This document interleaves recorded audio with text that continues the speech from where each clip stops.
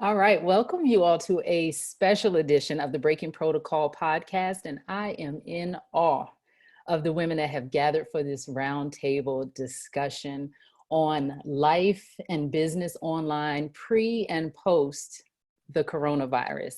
So we have a really serious global pandemic that's going on, and I really wanted to gather some women that I highly respect that were doing business online before all of the mess went down.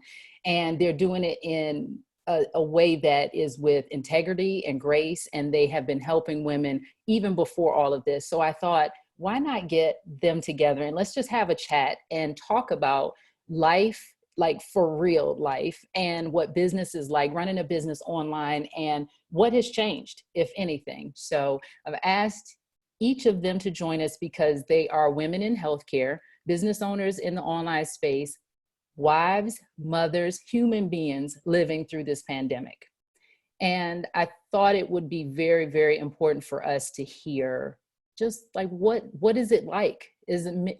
Especially as some of you all are thinking about starting your own business at this time, since all of the chess pieces have been removed from the board. A lot of things that we thought we could or couldn't do before is like a non-issue. So we really have an opportunity right now to decide what we want to do, who we want to be, and what we want our lives to look like 12 months from now when all of this is over. So as we talk, I hope you see yourself in some of our stories, and I hope you look at the way we think about things as they're going on, and that you'll be able to get something from it that will help you at least take the first step forward, because that's the biggest thing, taking the first step so that you can create the life and business you want. So we're going to talk about all of that, and I'm going to ask them at some point to give you their top tips if they were getting started today in their area of expertise.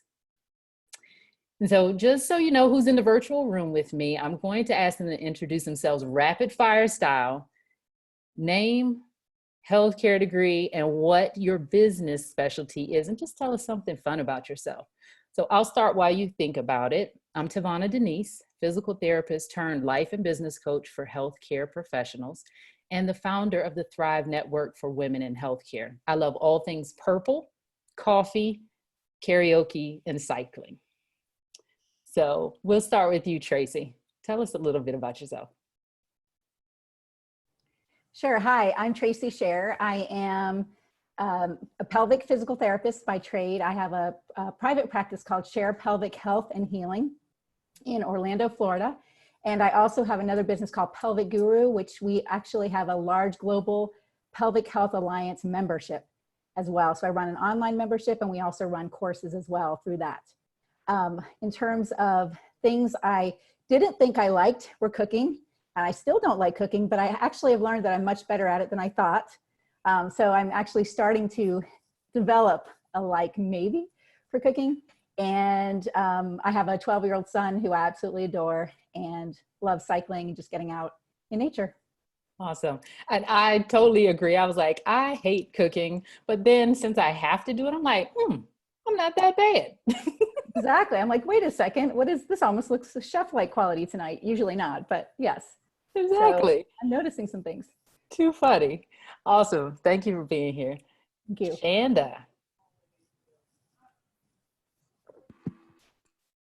I am Shanda Jothan. I am a former school-based therapist and orthopedic.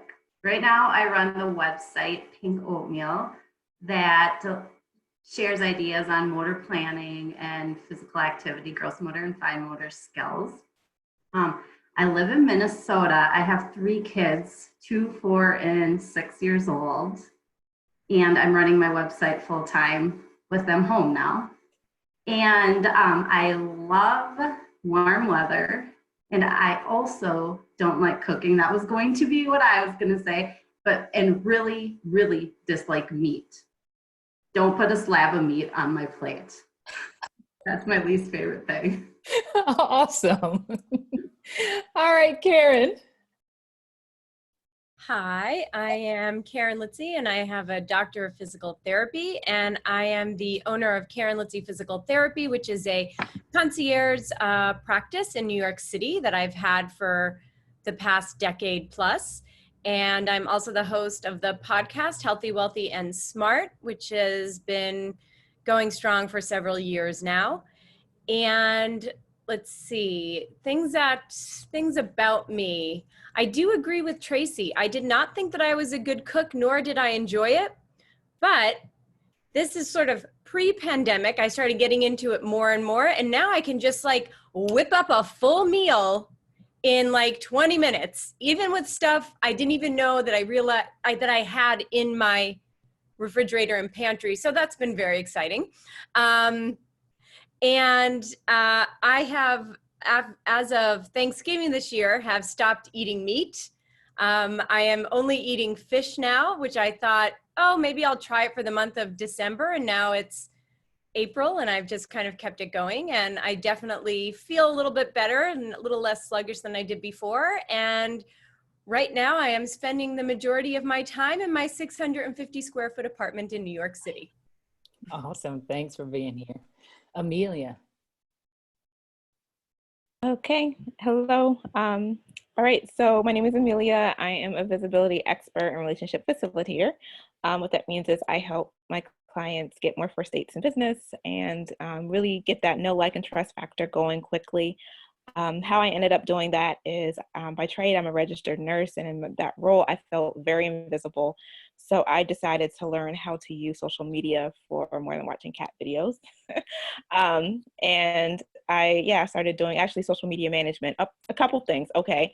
I also had student loans, like another round of student loans, and I didn't see working more shifts to pay them off. And I had friends who were in the virtual assistant social media management world, and I saw the income they were making. So I said, you know what, let me try to do social media management. And so now, as a result of those efforts, I've been invited to speak to health IT marketers in Las Vegas, national hospitals, large healthcare systems, and other stages, podcasts. And I help my clients do the same, get them booked on podcasts, virtual summits, webinars, masterminds that have their best buyers.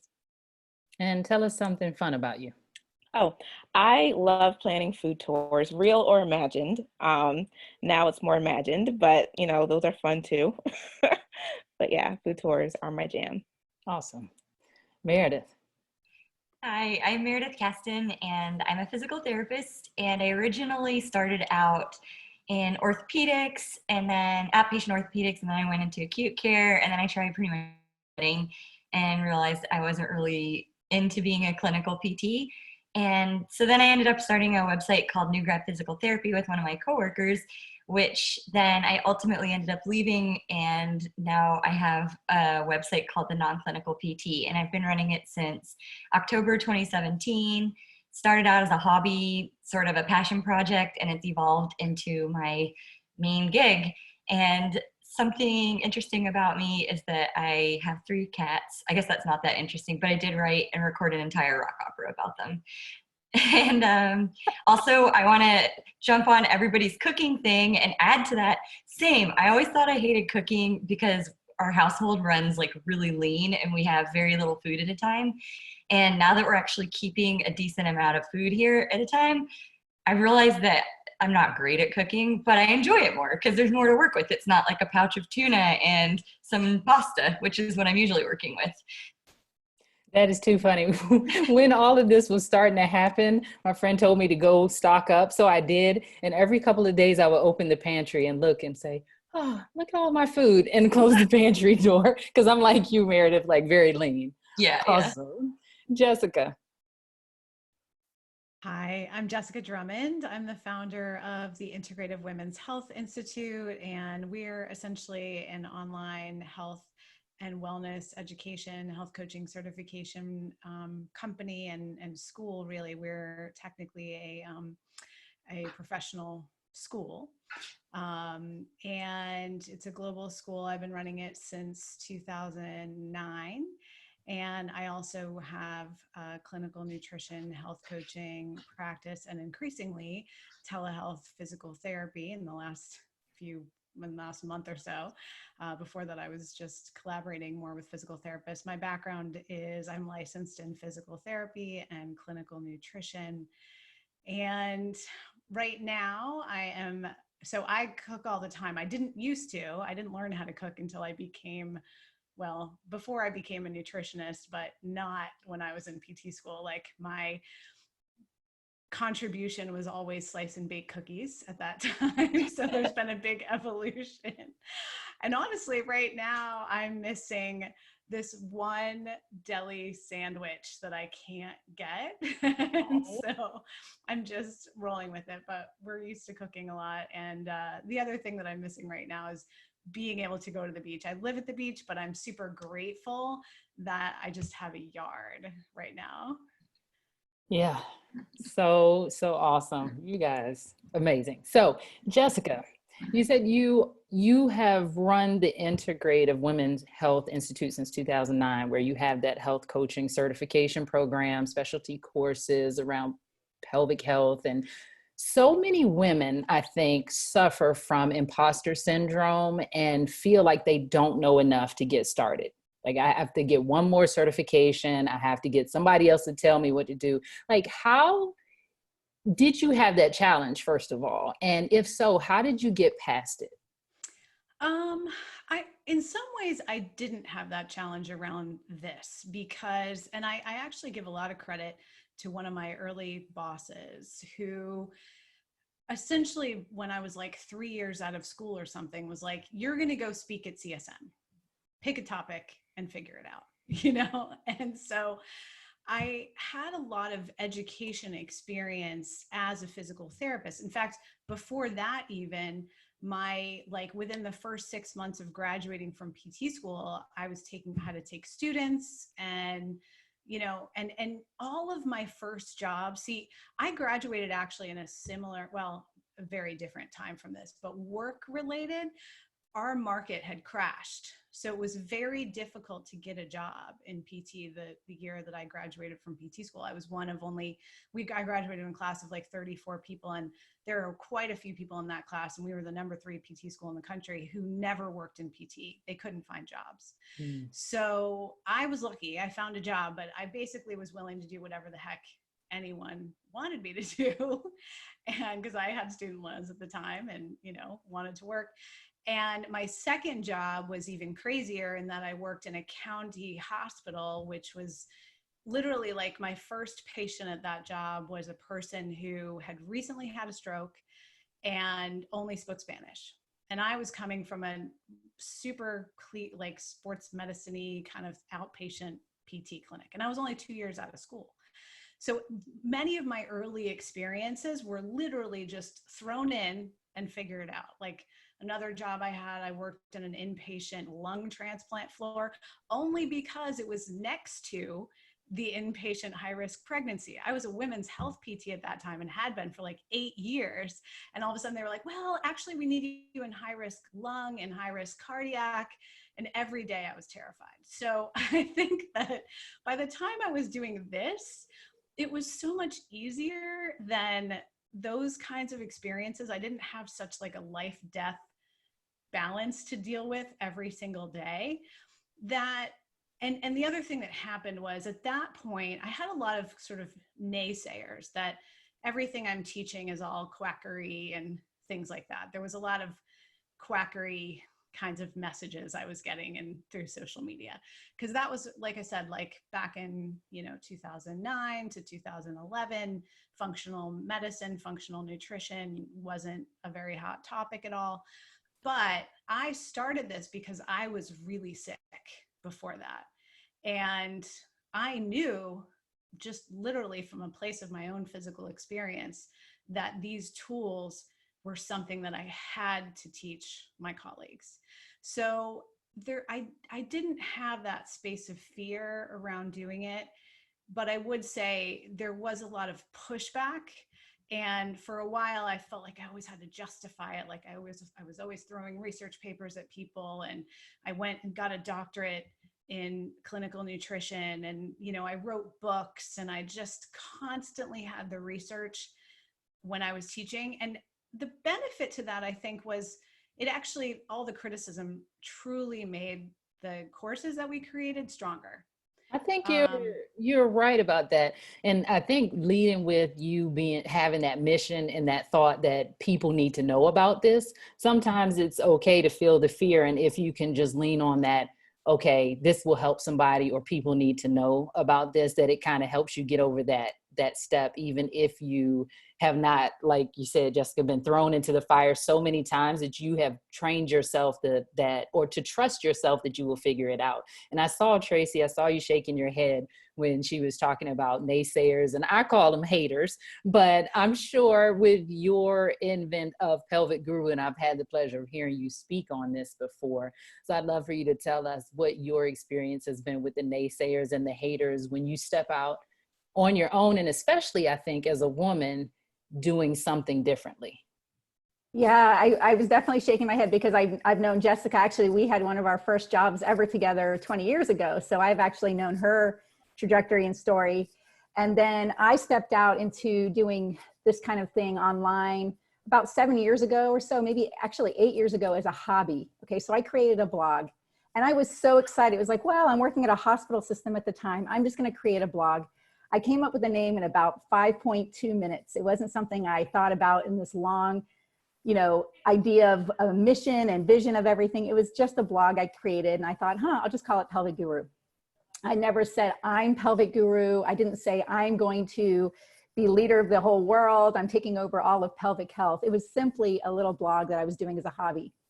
And what was fascinating is as I started getting traction with my little name, my Pelvic Guru name, I put a Facebook a Facebook page up. And suddenly I started getting all these followers. And I actually ended up getting more than the American Physical Therapy Association's section for women's health at the time. And so I had people contact me and say, why are you doing that? Why don't you just join efforts with the section on women's health? Why would you do this? And why would you do this on your own? What are you trying to prove? And again, I was just naive because I was excited that I was getting something started. And then I had people texting me saying things like, hey, are you calling yourself the Pelvic Guru? Or is it just a name called Pelvic Guru? I just want to understand if I want to know how I'm going to be following you or if I'm going to follow you. And I thought, wow, these are people that these are good friends of mine who wouldn't just support me, but were as I, they didn't say a thing when it was just this little thing, but as it started gaining traction, and I was getting, now we probably have, I think, 20,000 people following on one and 30 on another, 30,000 on another platform. And it was like I started getting even friends who I thought would always be supportive, saying things like, I don't know, I mean, that name, I just don't like it. Or I wish, are you trying to prove that you are the Pelvic Guru? And I thought that was so fascinating, right? That it was just this name that I didn't even know. It was a brand name that I came up with quickly. So at the height of it, someone even came up and said, I don't know that I can do a presentation with you. We were doing this huge presentation together, and they basically had said something along the lines of, that name makes me want to vomit, and I just don't want to be associated with you. Wow. So I went through a lot of internal struggle in the sense that, wow, I thought I would find people that are really supportive. And the truth is, and if I could now look back, hindsight and even moving forward, is that keep going. You will absolutely 100% lose people who you thought were really close to you. I can tell you the people that I think are always close to me, even now, I'm going to reach another level where they may not be okay with it at that point. They may find something that they don't like about what I'm doing at that point. But keep going, because you will always make a big impact. At the same time I was hearing these negative things, there were people contacting me behind the scenes and in messages saying, your article you wrote for Pelvic Guru, that blog site actually saved my life. I did not commit suicide because of that article. Wow. And so for me, it was so much more powerful to show up. And again, imposter stuff is totally real. I questioned everything. And I can't have a site that says Pelvic Guru because that means I'm supposed to know everything, or we're supposed to do everything. So absolutely, that will be there. But still, I guess I would say, have that, know that that will be there, and still move through it. Move past it. Because it is there. And I keep thinking at every stage, gosh, now I have this many followers and we've made X amount of money. Surely people will support me. And you'll see people that are there every step of the way. And you'll see people that are naysayers and haters every step of the way. Wow. And you just keep pushing through. So I think that's interesting when we talk about names, and that's going to bring me to my other two bloggers in the group. I want to go to Shanda. Tell us a little bit about how your blog got the name Pink Oatmeal, and then I'm coming to you, Meredith. get water. So one morning I was home with my youngest, or my oldest, on maternity leave. He's 6 now. So I was on maternity leave watching the Today Show, and they were talking about blogs. I was like, oh, cool, I'm going to start a blog. So I literally went and I had put in pink something else. I can't remember what it was, but it wasn't oatmeal. And the domain name was gone. And somehow, I don't know if I was doing a word search or as a suggest, and I just took it. And my blog was about makeup brush cleaning, different clothes, literally nothing to do with PT. I was just trying to learn a new skill. I wasn't trying to form any kind of business. Let me preface this by saying when I first went to college, I wanted to be in design and graphics and that kind of stuff. The adults in my life pushed me towards science and math because that's what I liked. And I mean, I was 18 years old, or that's what I was good at. And I was 18 years old. So I was like, okay, I'll go be a pharmacist. Then found out pharmacy is a good career, but not for me. And that's how I got to physical therapy. I liked my job as a physical therapist, but there was still that part of me that really still liked some of that design graphic stuff. And I think that's how I got into the blogging world. And then my blog, having this baby, I would sometimes write posts, and these are mostly from my friends, on development, because I worked in the schools, but our schools were birth to 21. So I service the whole gamut of it. And those posts were mostly from my friends who would ask questions in our baby class. And those were the ones that started to gain traction. And I was a little resistant. I'd go back and write about some other clothing or something. But then as I started to see that I was helping people and I was getting emails with questions, and it started to evolve basically into what it is today, which is mostly just creating fun movement activities and giving ideas for fun ways to incorporate gross motor and fine motor skills. It very much evolved, but the name Pink Oatmeal is still there. I spoke with branding people and they said, don't switch. It's memorable. So Pink Oatmeal, because of watching the Today Show and deciding I'd start a blog one morning. Right. And I love how you just let it evolve. You just kind of followed. So like, oh, this will be fun. Let me learn something new and just try it out and see what sticks. And then like, oh, this is what's working. And then you went further down that path. And that's just amazing. It makes me think, and maybe that's why you and Meredith are such good friends with the whole design background. So Meredith, tell us a little bit about, I would love to hear, because I read one of your blog posts. That's how I even found out about you, that now has over 500,000 views. And I just looked this up this morning. It's like 536,000 views. So that's how I found out about you. But I also learned something fun about you. I think it was in that article. So tell us a little bit about your background before you got into physical therapy, and tell us a little bit about how you got to what you do now. Sure. Yeah, when I graduated from undergrad, it was kind of around the recession, and it was the 2001. We weren't in the best financial state in the US at that point. And so I didn't really know what I wanted to do anyway. I had a communications degree. So I took some web design classes, and I ended up working as a web designer and graphic designer for a couple of years. But then I got, this is not very professional, I got drunk at the company party like a young 20-something-year-old would do. And I was like, I can still do gymnastics like I could when I was a kid. And then I couldn't, hurt my back, and then went to PT. And so it was a very unprofessional way to find myself in a PT clinic. And I never even knew what PT was. I had never heard of it. If someone had asked what PT was, I don't even know that I would have known what a personal trainer was. I was not a gym person, just definitely not my world. And then all of a sudden I made this miraculous recovery because I was compliant and like 25 or whatever I was. And so I made this miraculous recovery, and this annoying back injury that had been nagging me for about 8 weeks after the company party, all of a sudden was completely gone after not very long in PT. And so that was this, we've talked about this, TaVona. I'm a type 7, so I'm a variety seeker. And I was like, ooh, new career. And so I started studying and took my GRE and did some shadowing and clearly didn't do enough. But I got into PT school. There was a program opening here in San Diego and ended up going there and was really lucky. I got a scholarship and that helped a lot with the debt situation. But basically that's what made me a PT. It was a very weird kind of almost knee-jerk decision, but I still love PT and I love the theory behind it. But I got into blogging mostly because I found when I had an injury and I needed to be off work for like 8 weeks at one point, I ended up writing and blogging and just kind of what Shanda was saying. I like had this decision that I was going to kind of have this hobby to keep myself busy. And that's where I realized, ooh, I'm more, I kind of miss doing what I used to do at my old job. I liked making the logo and I liked doing all of that stuff. And I just remember having a heart to heart at the time with my husband. And he was like, well, at least put in 5 years and then we can discuss maybe doing something else. And during that time, I was like, I need to be strategic about this and not just nothing wrong with baristas, but I didn't want to go and be a barista after all the time and energy and money and tears and all that goes into PT school. So I kind of said to myself, if I'm going to do something else that's more creative or more bloggy or more designerly or whatever you would say, then at least I want it to use my degree somehow. So that's kind of where the seeds were planted.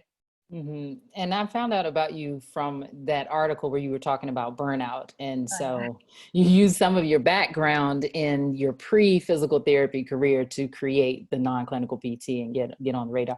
I think that's interesting, where some of us have talked about what people say either we should do or what we're good at. And Amelia, I know you have a story where you talk about how why did you go into nursing in the first place? Yeah, similar to what was said before, it was heavily suggested by family. My mom is a registered nurse, and she said that she would pay for my school if that's what I did. And like around that time, I was, when I had graduated high school, I had some friends who were getting into digital marketing. They were buying and flipping URLs and doing other stuff online. So it was like, okay, do I join my friends in this online world where, I didn't know of people who were making full-time income back then? Or do I get, credentials and a job that we're all familiar with and, mom can help me with my homework sort of thing. So, yeah, that's what drove me to the safer route. So I thought of nursing. Yeah. And Karen, how did you have this? So I hear Jessica started online in 2009 and Tracy started 7-8 years ago with the Pelvic Guru. And you were like one of the first physical therapists on the scene with a podcast, with Healthy, Wealthy, Smart podcast is wildly successful now. So what was your soiree into that? And what was it like starting it, being like one of the pioneers for that in our industry? Yeah, I think I started it in 2011. So I think it was the first PT that I know of, the first PT podcast. And the way that it started was, it started as an online live radio show every Monday at 1:00. And I rented space at a studio here in New York that was part of an online radio station. And how I started was a friend of mine was the host of a different show within that same network. He's a personal trainer, and he asked if I wanted to come on to talk about physical therapy and what we do. And I said, sure. And the guy who was the producer of the, it's called Talking Alternative, but of the online radio station, said, oh, you have a nice voice, you seem smart, you want your own show? And I said, well, I don't know. I'd have to think about it. I might have to rearrange my schedule a little bit if I want to be here Monday at 1. And so it took about a month, and then I was like, yeah, sure, why not? And when I started it, it was sort of a kind of general health and wellness show with this. I had friends on at first, some clients, and And then I started to have more and more physical therapists, because at first I was like, who wants to hear about physical therapy stuff all the time? Like, who just, and then as it turns out, like quite a few actually. And so at the time, there were no things like, if people are familiar with podcasting, you have to host your podcast somewhere. So you might host it on Anchor, or Blueberry, or Libsyn, or something like that. That was not a thing then. So I had to write the code to take my recording from the weekly show and put it onto my computer and then code it into a website to then put it up onto iTunes, which was just starting out as a thing. So I had to do all that. Like, I got help for the first one. And then I remember I just had like a huge like checklist of everything I had to do. So I had to do all that back end work to put it up. Now with Libsyn, you record it, or Anchor. I know you use Anchor. You record it, you upload it, you press a button, and it poof magically appears everywhere. Or you have your intern do it. Yeah, that was not the case back then. I had to do all back end coding and all this other stuff. And then I did an online summit for physical therapists in maybe like 2012, maybe 2013. And I did it all from my computer. And I thought, well, if I can do this, then I could probably do the show. And then I left because I was paying to rent that space. So when I did the podcast in the beginning, not only was I not making money, I was spending $100 a week to rent the space to put out good content for people. So then I realized I can do it from home, and I'd save the money, and slightly more work and not as good audio in the beginning. But, over the years, it has evolved to now it's sort of like a space where healthcare meets business. And just like everyone else said, you took your interests, what interested you. So if it was nutrition or pelvic health or design or helping people in the web space or helping, moms with children, it was the same thing. It just has evolved into what it is now. And it's been, for me, changed the trajectory of my career. Because of the podcast, I'm able to meet some pretty amazing people, and have been fortunate enough to speak at conferences around the world. And it's been a real, really fun. Yeah. And for me, like an education with every single episode, because I think you say something very important, where you were willing to, even in the beginning when you weren't sure about this podcast, this online radio show, and willing to invest $100 of your own money every week just to put out free content that people would consume. So I'd love to ask any or all of you, like, what is something that you were willing to invest in or do in the beginning that was incredibly challenging, even though you didn't have the successful business that you had today, but you were willing to do it for the business or for your mission or your dream, or just because you were interested? Anybody can take it. Well, something I was willing to invest in early was coaching. And I just have to thank my friends who started their own business in 2007, social media management, digital marketing. They now work with Google and Facebook as clients, Oracle as clients. But helpful for them, success factors. I talked about getting a coach, people who know more than them, people who are further along than them, people who did what they did, but could offer an outside perspective. So that was in 2007. So when I started my business officially in 2016, the first thing, no brainer, was to invest in a coach, specifically around the topic of sales, because I found that a lot of people, so I grew up in a family of entrepreneurs, and I know that a lot of people can kind of be shy when it comes to earning revenue for their business or actually making money. And that could be a challenge. And so that's how I knew, before I even really get started, I need to get coaching and support in sales. So, but yeah, it was pretty early on. Awesome. Anybody else want to take that one? I would say for me, one of the early things I had to do was get on video. And sort of like what Karen's saying, in 2009, 2010, 2011, that was a lot harder than it is now. Like the camera quality, I had lighting. I was like literally on a 3-season back porch.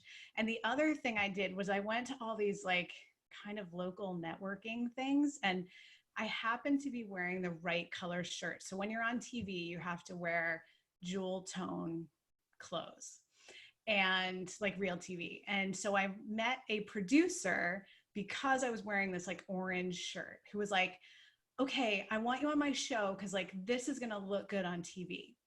And so I agreed to do all of these random Connecticut morning news like segments about things like, you know, male hormone cycles at like 7 o'clock in the morning on Saturday. I had to cook on TV, which is incredibly hard. We talked about like, I didn't even know how to cook hardly. And now I'm like trying to cook on TV. You have to bring all your own stuff. This is not like Julia Child. They don't have it set up for you. You have to show up there in your jewel tone. You have to cook really fast with all this sort of preset stuff. You have to bring like dishes that are different sizes. And I was super, super fortunate because I met this woman who was like a friend of a friend because I did this little demo in someone's house. I was like so hustling in the beginning. And she happened to be the producer for Diane Sawyer. She literally had an Emmy in television. So she came to my house and taught me how to cook on TV, which is an incredibly challenging thing to do. So I think it was about just like showing up and being willing to be doing super stupid things that I had no idea how to do on video from the very beginning. Wow. Tracy. Yeah, I was just going to say, I love hearing that. I totally agree with investing in coaching. I think absolutely it makes sense, Jessica, for you to just show up and you won't believe what happens from that. There's the other darker side of all of this, which I think is worth sharing, is that I have lost a lot of money, okay? And it's because I invested in things. It's because I showed up and realized, oh no, this was not where my money should have gone. But in the end, you still come out of it actually learning something, or you hope you learn something from it. And I know it sounds cliche to say even in your failures, you learn. But I took everything I had and put it towards, we have a global directory. And I put a lot of money, and a lot of failures happened where we had the wrong developers. And we had to hire 3 different development teams by the time we finally finished this thing. And I realized that my people who were all in my membership loved my directory and they loved what was going on, and we're still using it to this day. But the amount of money and time I spent towards that project actually could have been directed in other ways. We could have certainly had a directory, but the way I did it was, I've learned an exceptional amount of how to work with developers now. If anyone wants to know how to set up the right development team and work with people in that space of computer programming, let me know, because I learned a lot through that. I also had a big failure with, I tried to do my first big marketing push, spent $32,000 and lost it all. Every single cent gone. We can't use any of the information, was not able to get it back based on the contract I had signed. So all that to say that actually we made it up in different ways though, because I ended up doing my own marketing because I said, you know what, I can't afford to market again, but now I learned at least enough of what doesn't work to now do what can work. And we were able to turn it around and make a lot more from that experience. Sure, I wish I had that money back. But the idea is, I think the biggest thing I can say is don't be afraid to invest, but also know that you will have some failures. And I think that stops some people, because a lot of people would have said, oh my gosh, I just lost $32,000. This was everything I had. So I can't move forward anymore. That was just too scary. And I think it was just basically figuring out how else I could show up. So not every investment is going to be the best thing. I've learned a lot about contracts too, about not giving someone $32,000 upfront, rather each segment of their work, do it that way. So I've learned a lot, right? And you think that this is someone I knew for many years, someone it was reputable and I trusted so much with my heart and would have done anything for that person. And you realize it doesn't matter, a contract is a contract, right? So if I could say still invest, but know that it's okay if there are failures. Don't give up. Just continue to figure out ways to change direction.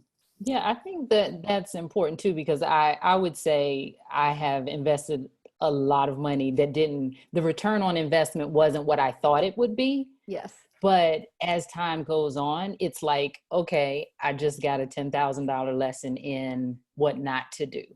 And I think for me, for a long time, I was afraid to invest when I lost the first tens of thousands of dollars.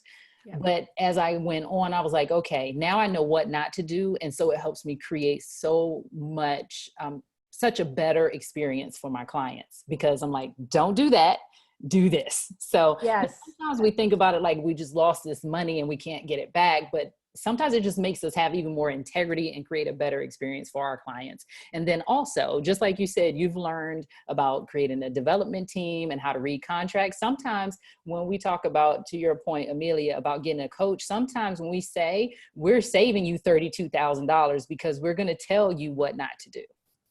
Right. And so that's the thing. And I think one of the things I love about you, Tracy, is that you, when in terms of you figuring out your own marketing, like you on the slide are the best marketer ever, because it's fun to watch you on social media and all of the types of posts that you do. And many of us here either have podcasts or Facebook groups or are very active on social. So I'd love to hear from you all, because I have some women coming to me that's saying that they're afraid to be visible, or I should be, this is my professional and I should be buttoned up with my white coat over here, and then this is personal, family and friends only.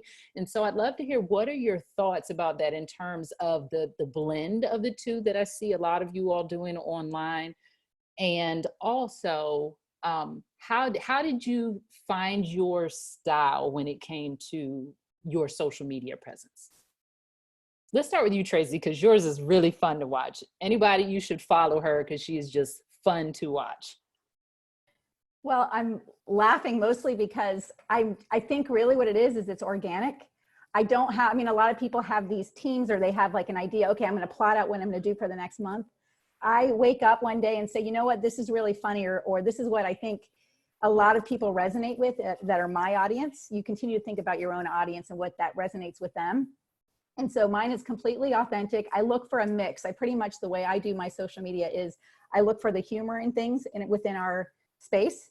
I look for really giving solid information. So you'll see I have a rotation. I have rotations of posts where I talk about anatomy and how important it is to understand the anatomy.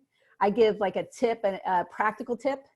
Another one would be a funny post, and I rotate those, and then something, a cute post that isn't even mine, or a meaningful post that's not mine that I share about others' experiences. And I do a rotation of those, and it seems to really hit that well, because it's not only just me talking about myself, I'm actually giving solid information that's valuable, but I also like to keep it a little bit fun too. So that's my only strategy. Other than that, I just come up with posts surrounding that. And it's been, I really love that. And I love connecting with people. So for me, that's been, I didn't know that people would like it. I just kind of, again, started organically putting things out, and it seems to be, people like it. So yeah. Shanda, you said you don't have a plan. You just go out there and shoot from the hip too. So tell us about it. I have, well, Pinterest, which technically isn't social media. I do have my sister-in-law operate that for me because it's big in my area. But Instagram, Facebook, nope. But I know what my people like, and I know what they need and what they want. So I usually do one social post a day, something that I know they're gonna like. And I have gained a pretty big following on social media based off of doing that. But I don't spend any money. I don't run any ads, and I don't need to. But I've honed in on what they need and like and want, especially right now with this whole coronavirus thing in my audience. And that's how I do it. And some days I don't post something and I don't care. You know, I don't beat myself up over it, because nobody notices if you miss a day. And I think people really get caught up in some of that stuff. But if you know what they like and you just post relevant information that's helpful, you're going to start gaining an audience. Awesome. Does anybody else? That's my tips. I love it. Yeah, I like that. A couple others have shared, that it is organic. I'm, as a digital native, I was used to using social media as a communication tool. And it wasn't until I started to learn how to use social media, I guess professionally, that I learned that some people use it as a billboard, or some people use it as a megaphone to blast out their message. And, that's that's not how this works. That's not how any of this works. It really was built to connect people with shared interests. So using it to develop relationships and to check on people and to see what people might be interested in as you're preparing for your sales calls or prospecting, seeing what concerns and pain points people have. and reaching out and commenting maybe, and, you know, maybe liking or paying attention, more importantly, who's liking your content around a particular topic, or what particular posts seem to resonate or do well. And then engaging with the people who are, you know, engaging with those, you know, particular posts, and, you know, even just saying thank you, you know, thank you so much for liking this post. You know, I know you didn't have to, I know people are busy, so thank you for taking the time. I really appreciated it. That can go a long way. So yeah, just using social media as a relationship building tool has been amazing for myself and others. I agree. I think as many of us talked about, we have a lot of followers. So I would love to talk about pet peeves online, on social. Karen, I want you to think about this because we talked a long time ago, and I know, Meredith, you go first because I know you have some pet Oh, peeves when it comes to social media. pet peeves for social. When I it don't comes to running your business though, right? Because most of the time it's people approaching us about business.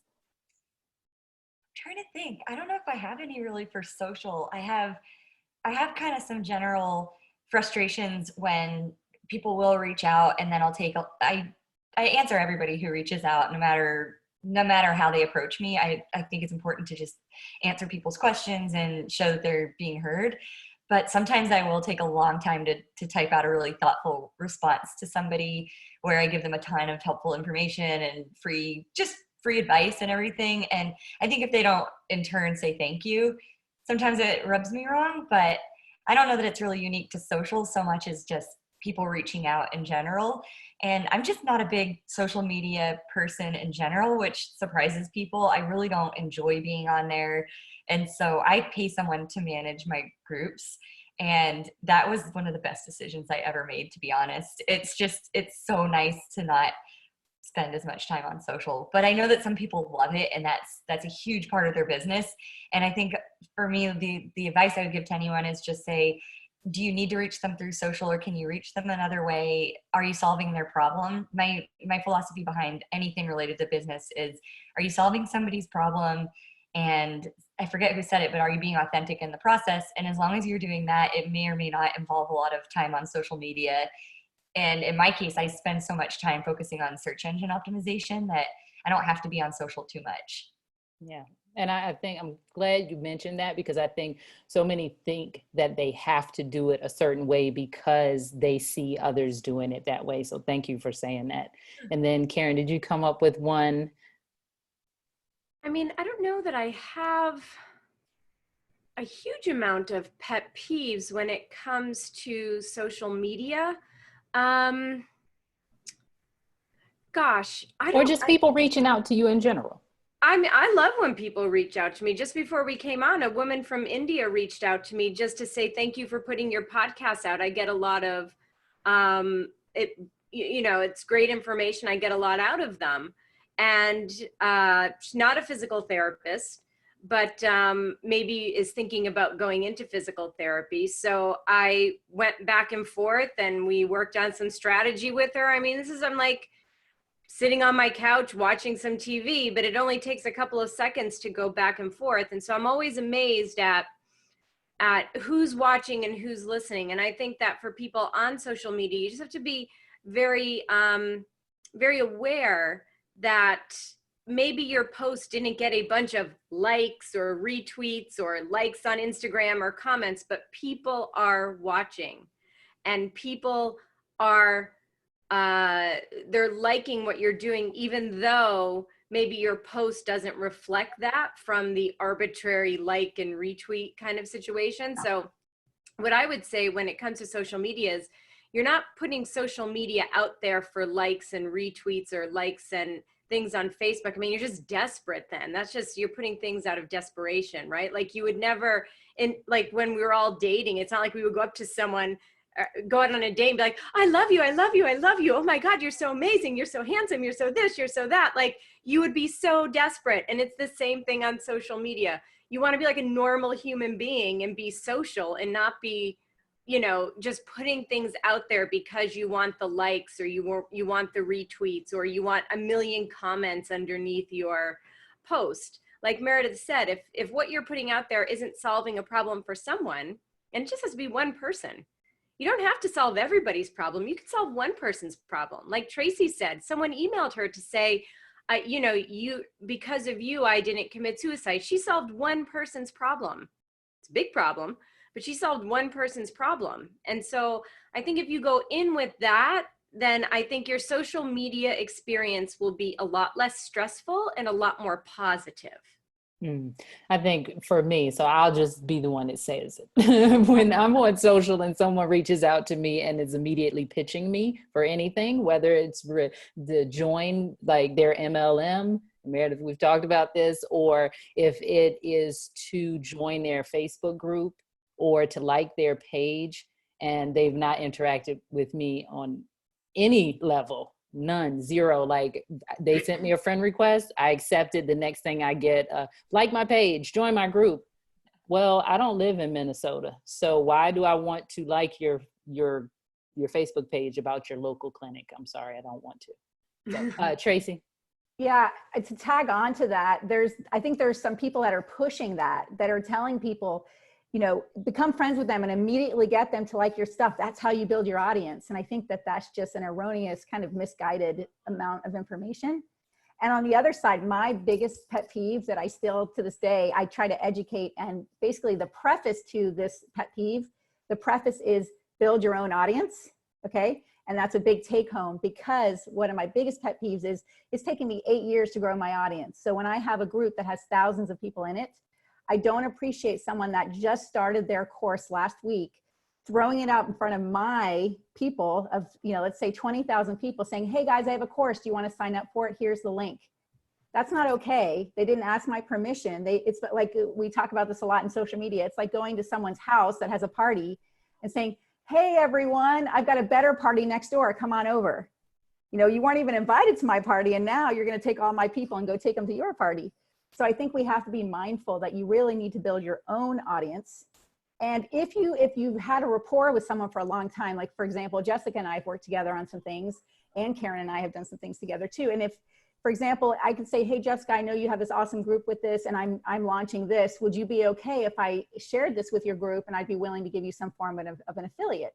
So we're creating a relationship, not just, I wouldn't just throw something like a big bomb into her group and saying, hey everyone, come follow my stuff. It's considered really bad social etiquette.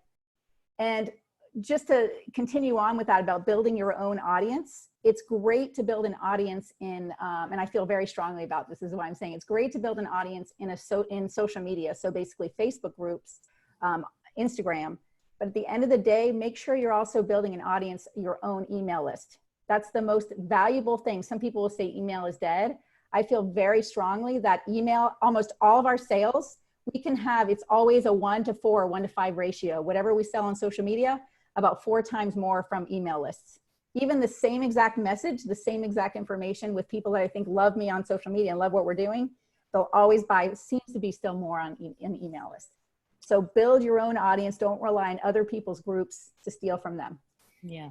And I think what we're doing today was based on relationships that I've made well over a year at this point, in several months, and nothing in return. So Meredith and we got on the phone, right? And so I think about it, you were talking about a party. I think about it like online dating, just like you do, Amelia. And I used to do a lot of online dating. So my whole tip, and we'll get into tips in a second, but my big tip is like, if you genuinely have an interest, a commonality with someone, tell them so. And you don't have to expect anything. Like, I genuinely appreciated the article that Meredith put out, and I told her so. And we went back and forth in our girl love fest for a minute. And then I was like, can we save our thumbs? Can we just hop on the phone? And that turned into almost a 2-hour conversation. And that was the beginning of our friendship, genuine. I've never seen her in person. So I just tell people to be a real person. How you would be in person is really almost essentially how you would be online. It's just written text instead of, and then for me, because I like to run my mouth, I want to get offline as quickly as possible. Let's talk. You know, and so now you can even do it through the recorder on Facebook and such, but that's my tip. So since we're talking about tips, Tracy has said, build your own audience, have an email list, because email is not dead. Let's go rapid fire. Top tip in your area of expertise, Shanda. Sorry, what was the top tip? Top tip in terms of blogging for you. In terms of blogging? Yeah, one, like, Oh, well, I would have gone right to serve your audience and try to get them on an email list. 100% what Tracy said. All roads lead back to your email list. And if you're serving them and providing valuable information, they'll find you. And then your goal is to get them on that list. And then you can enter their inbox that way, much easier than social. And that's the number one. Serve your audience. Know what they need. Help them out, answer that question, and get them on your email list. So three top tips. No, I love it. I love it. Amelia. Hi. So my top tip would be to market like a nurse. In the healthcare field, we're used to having a process where we assess, come up with a plan, and evaluate. And so for people in business, I would just highly recommend, when it comes to thinking about how to either pivot, start a new chapter, grow their audience, or grow their revenue, or meet more potential clients, assess, discover needs. And now more than ever, empathetic marketing is a requirement. We should have been doing it all along, but now, because of how things are, you really, really, really need to delve into our healthcare side of things and do a thorough assessment, look for needs, look for pains, and demonstrate, how we understand where they're coming from, where they are, what challenges you two have also had to overcome, and how you can be a resource and solve their pain. Awesome. Karen. So I would say top tip, do we want to say for podcasting or for? You can, well, you have a couple, right? So let's say podcasting, and then also for starting your own concierge practice. Sure. So for starting your own concierge practice, and I think this can probably go across really any kind of practice, is you need to assemble a good team.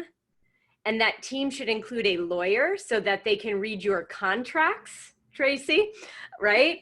And can help you incorporate an accountant to make sure that you are filing your taxes and the way that you should, that's best for you in your situation. An investment manager so that they can help you with like money 101 as a new entrepreneur. And and some supportive family and friends, because you're going to go through these times where you're like, I can't do it. I've been at this for a month and I'm only seeing 5 patients. That's it. It's over. So I think we can like raise your hand if you've been there, right? So, so I think you need like good supportive friends and family to say to you, no, push forward. Like, and I think you have to believe in yourself that your mission is so strong. And I guess my last tip would be have a clear mission, whatever your mission is, write it down, and then tell it to someone. Don't just put it on your website. Have that mission and say it to someone and say it to everyone very often, because then that mission is going to be part of who you are. So funny is that whenever I'm talking to clients and they're like, I don't have any clients. And I said, well, how many people know what you do now? And I said, oh, maybe 10, maybe 10. Oh, that might be the problem. Go tell some people, right? Awesome. Meredith. I think everybody's tips have been phenomenal. And those would have all been things that I said, just being mission driven, driving people toward your email list, which honestly, that was something Shanda told me when we first got to be friends. I didn't know what I was doing. I had never monetized a site, even with NGPT. I was the content person. I was the writer. I didn't know how to monetize anything. So with Shanda, she really guided me. And one of her biggest tips was the email thing. And I think empathy. I mean, these are phenomenal tips. And for me, just one to add to that would be, I have a policy of give, and then ask. And I want to be really giving out mostly free content to people, because my mission is to help people feel less alone and to help them have the resources they need to do something else and still feel like they're part of the rehab professions. So you still feel like a PT, even if you're working in informatics. You still are a PT first and foremost. And part of that mission just involves, if it doesn't make me money, that's okay. I've heard people say, oh, it's important that everything you do leads back to making money. And I respect that, but I can't operate that way. It's just not how I do things. And it's served me really well to do that, to just say, give, give, give. And then when I say ask, it'll be maybe announcing my course launch, or it'll be just saying, hey, check out, I will share free content as my give. So I guess it is in a sense asking, hey, come read my article, but it's not anything that's going to generate any immediate income. Oh, yeah. Super, super important. I'm going to sneak in here in front of you, Jessica, and say mine, because when it comes to, I'll call it social networking or networking in general, I think people give networking itself a bad rap, and they think, oh, it didn't work because I went to that networking event or I went in that Facebook group and I didn't get any clients and everybody just wanted to have coffee with me. And I'm like, that's okay. Like the whole point of going to networking is to find out what other people need, just like others have said during this call, and just be genuinely interested and care about people. Because when you care about other people, they will care about you and what you're doing. And I have been incredibly surprised and amazed that I had a virtual coffee. I was doing those before COVID-19. Virtual coffee with people, even if they lived in Atlanta, because, you know, traffic. And months and months later, they'll send somebody to me. We never talked again, but I just was genuinely interested in them and what they were doing, and they remembered that. So when it came to somebody that needed what I had to offer, they knew somebody, they thought of me. So just like what you were saying, Meredith, it's not always about I'm doing this to get a client or I'm doing this to get money. No, I'm doing this because I genuinely care about you. And I do email introductions all day, every day, because I'm trying to help people. Like that's at least the way I do business. And I think a lot of us are like this on the call, that we want to help one another. And we know that we can do collaborations to get there, and other people spend cash in terms of marketing to get there. And so I think that's one of the big differences in terms of the way we do business versus some of the other things we've seen. And I really wanted to highlight that in this. So Jessica, please share your top tips. Yeah, I agree with everyone else. And honestly, for me, you know, in all of this time, that relationship marketing is, and honest relationships, like people you actually like and want to be friends with, has always served me far better than any kind of paid ad. And I just don't even bother with that anymore. It's just the ROI is so much stronger on just true relationship marketing. And I 100% agree with create your email list. One quick tip, back up your email list. Make sure you have another copy of it, because inevitably, all of your tech is going to crash at some point. And then my final thing would be, so I create content and courses. That's the primary bread and butter of my company. Never create something before you've sold it. Amen, sister. Say it again, please. Never, never, never build a course until you first sell it. You have to be 100% sure that it's serving a clear need among your unique audience. Say no more. All right, so last question for everybody, rapid fire. If you could do it again with the knowledge that you have today, if you could do it again, build your business from scratch with the knowledge you have today, either what is the first thing you would do, or what would you do differently? If you could build your business again with the knowledge you have today, what would you do differently? Or what would you do first? Karen? I would have started building my email list out in 2010. When I first started, 2011, when I first started this podcast, I would have started back then to kind of build out the email list. But, you know, I had no idea what I was doing. So that's my excuse. But looking back on it, I would have definitely done that way back then. Okay. Amelia? I think I would have summoned my inner male 20-year-old and taken more action quickly, and worry about what not later. The nurse in me, the healthcare professional me, we do get paid to do research and stay in study mode and accolades for being the best researched. But in business, it doesn't translate. And I would have summoned, like I said, my inner 20-year-old guy. I even gave him a name to What's come his out name? and just do more. Ryan.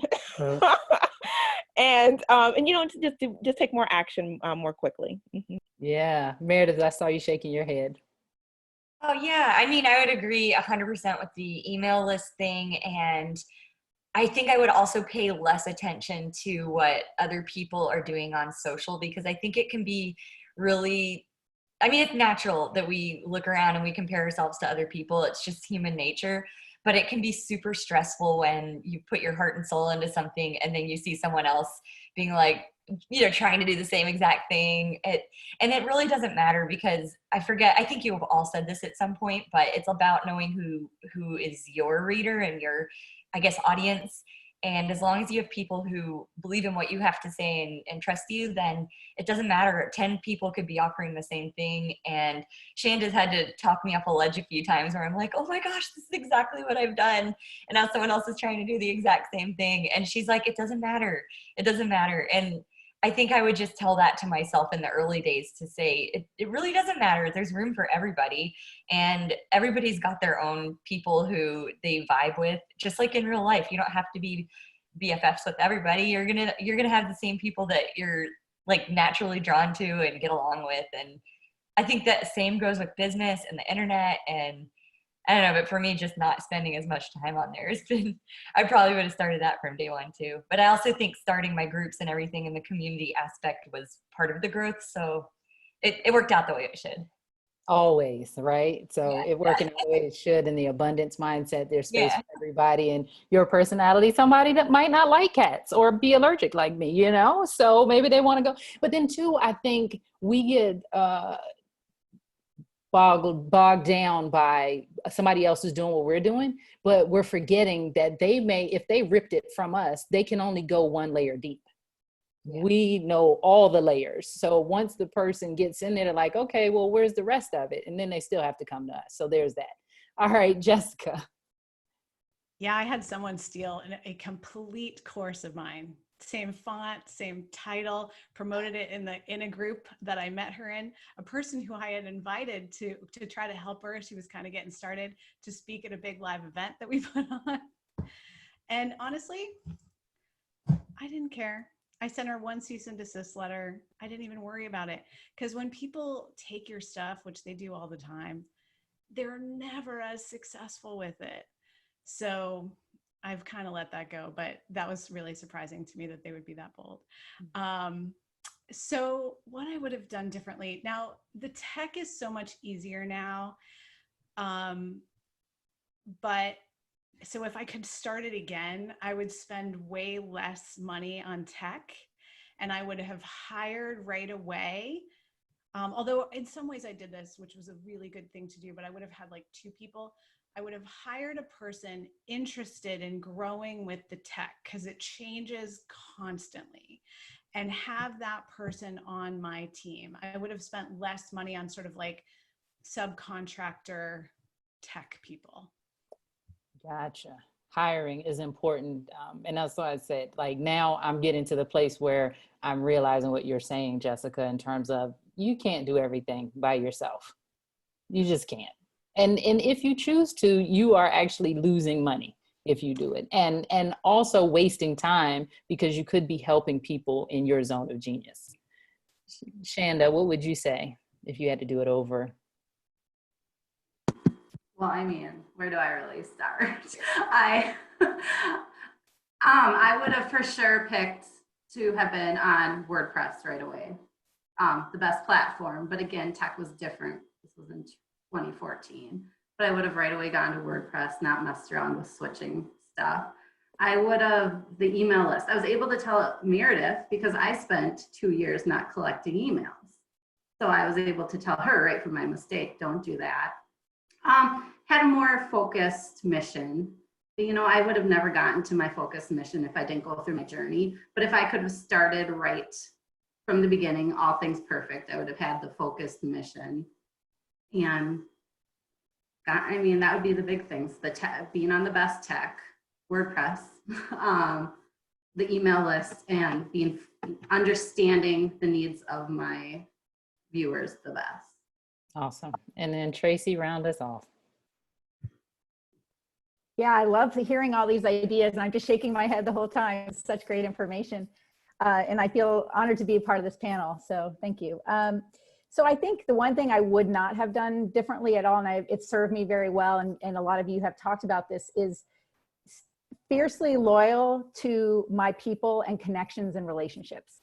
So I will go to bat, whether you're in my membership or whether you took a course with me or something. If we have a connection, not necessarily only because you paid me, but if we have a connection and I know that you have a passion for what we do together, I will go to bat and I will fight for you. And I want this to be all of us in this together. So that has been something that served me well, where for years I made zero money for Pelvic Guru. I just had my practice and it was one-on-one care. And I didn't make, but I always gave a lot and I always enjoyed relationships. And that's continued to serve me. And now I'm kind of, sometimes I pinch myself. I'm like, I'm doing the same exact thing I was doing years ago. And now I'm making a lot more money. I was like, that's the one thing I would have done differently. So the answer to that is do the same exact thing, but monetize it earlier. And have the confidence to monetize it and not feel like I was being slimy about it. I now have a membership that has close to 800 people. And so they pay me annually. So I have this awesome opportunity to serve all of these people and to grow this into the thousands. And know that that's the other thing. Don't be afraid to go from one-to-one to one-to-many, because I thought the care would go down or the ability to share information would go down. But what's happened is it's created a huge network of a community that they all rally around each other too. So it's not just relying on me, which I love. I would say I'm actually the antithesis of Pelvic Guru. It's actually, I'm not a guru. I'm actually providing the space for everyone else to communicate and connect. And it's not about me at all, which I really love, is that we've created the space. So I would have monetized earlier, and I would have just had the confidence to know that this could be something I had no idea it would get this big, but it's been really exciting to watch it grow. You said a word right there when you said confidence. And that is really what I love to coach people around, is confidence. But the first step before that, if you all have to wait to hear what comes before confidence, because you don't just go right out of the gate with confidence. So that's what I'm going to be talking about when in the online business summit for women in healthcare on Saturday, April 18th. And I'm so excited to sit at your feet and learn from you all. But I wanted to start this out by everybody hearing about you, the person, and the things that you went through to get to the place where you know what you're talking about. I didn't want the summit to be something where we're just talking at you and you're on the stage and we should listen to you just because you're on the virtual stage. I wanted people to really understand that you had skin in the game, you have years under your belt, reps under your belt, and that kind of thing. So thank you all so much for being here, for being willing to come on and share the real with me, because I think more women need to see that there are other women out here doing things differently, that think a little bit differently, and that we didn't always think the way that we do now, right? That you can grow into it. And if you want to hear more from these ladies, please join us for the online business summit for women in healthcare on Saturday, April 18th. And we will post all of the links to all of these beautiful human beings on the show notes, and how to join us on Saturday, April 18th for the online business summit for women in healthcare. Take care.